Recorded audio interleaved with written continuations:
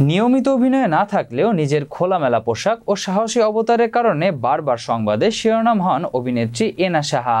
অন্যায়ের বিরুদ্ধে সবসময় সরব এই অভিনেত্রী। পশ্চিমবঙ্গে আরজি কর কাণ্ডের আবহের মাঝে টলিউডের উঠে আসছে একের পর এক যৌন হেনস্থার অভিযোগ। বিষয়টি নিয়ে কথা বলতে শুরু করেছে অনেক অভিনেত্রী। এক ড্রাইভে নিয়ে গিয়ে গাড়ির মধ্যে কুপ্রস্তাব দেওয়া হয় ওপার বাংলার অভিনেত্রী এনা সাহাকে। রাজি না হয় অভিনেত্রীকে গাড়ি থেকে নামিয়ে দেওয়া হয় রাজারহাটের ফাঁকা রাস্তায়। সম্প্রতি ভারতীয় গণমাধ্যমে দেওয়া এক সাক্ষাৎকারে এমন বিস্ফোরক মন্তব্য করেন অভিনেত্রী। 10 বছর আগের ঘটনার বর্ণনা দিয়ে এনা সাহা বলেন, 17 বছর বয়সে ছবিতে নায়িকা হয়েছি। তারপরেই এক পরিচালক আমাকে ড্রাইভে যাওয়ার প্রস্তাব দেন। অন্যরকম কিছু হতে পারে ভাবিনি আমি।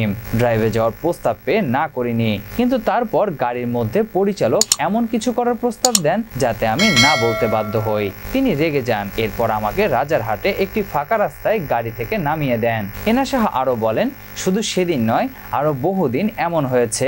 তখন খারাপ লেগেছে। শুরুর দিকে খুব ভয় পেতাম, কারো প্রস্তাবে না বলে দিলে আর কাজ পাবো না, সেই ভয়টা ঘিরে ধরতো সবসময়। আজকে এত বছর পর নিজের প্রযোজনা সংস্থা আছে বলেই হয়তো মন খুলে কথা বলছি।